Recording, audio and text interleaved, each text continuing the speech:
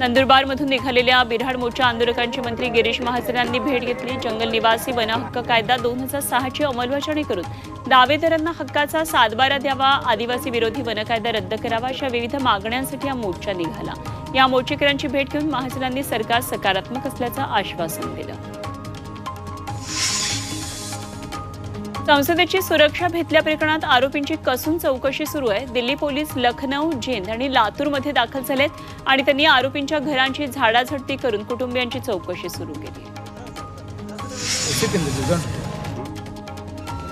संसदेमध्ये घुसखोरी करणाऱ्या अमोल शिंदेच्या आईवडिलांची दिल्ली पोलिसांनी पाऊण तास चौकशी केली। अमोल शिंदेच्या लातूरमधल्या जरी गावामध्ये जाऊन चौकशी करण्यात आली। तसंच घरातली कागदपत्र आणि इतर साहित्याची दिल्ली पोलिसांनी तपासणी केली आणि या कारवाईबद्दल अतिशय गुप्तता पाळण्यात आली।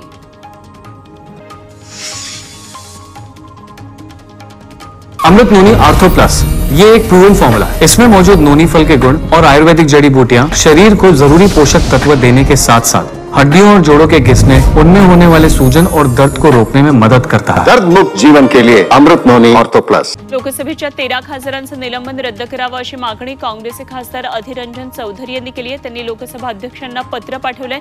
संसदेमध्ये झालेल्या घुसखोरीनंतर खासदारांनी आक्रमक भूमिका घेत घुसखोरीचं स्पष्टीकरण मागितलं होतं। संसदेमध्ये अपमानजनक व्यवहार केल्याप्रकरणात 13 खासदारांना निलंबित करण्यात आलं होतं।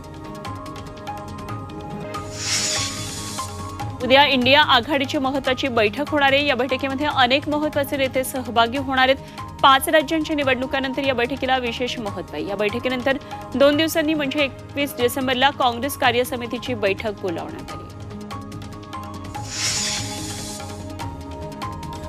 पंतप्रधान नरेंद्र मोदी आज वाराणसीमध्ये 19,000 कोटींच्या 37 विकास प्रकल्पांचं उद्घाटन करणार आहेत आणि यामध्ये रस्ते, पूल, आरोग्य, शिक्षण, स्मार्ट सिटी, नगर विकास अशा प्रकल्पांचा समावेश आहे। जगातल्या सर्वात मोठ्या विपश्यना केंद्र असलेल्या स्वर्णप्रेम महामंदिराचंही ते उद्घाटन करणार आहेत।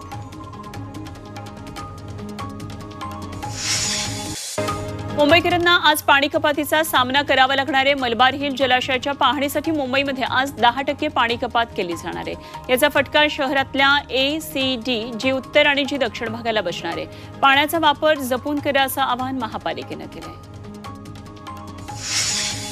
कल्याण डोंबिवलीच्या काही भागामध्ये उद्या पाणी पुरवठा बंद राहणार आहे। बारवे, नेतिवली आणि मोहली जलशुद्धीकरण केंद्रावर विद्युत आणि यांत्रिकी उपकरणांची देखभाल दुरुस्ती केली जाणार आहे। त्यामुळे सकाळी 9 ते रात्री 9 वाजेपर्यंत पाणी पुरवठा उद्या बंद राहणार आहे।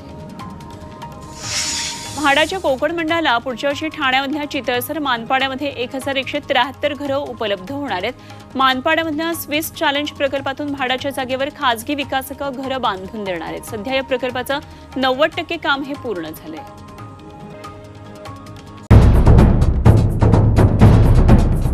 सह्याद्रीची उंची म्हणजे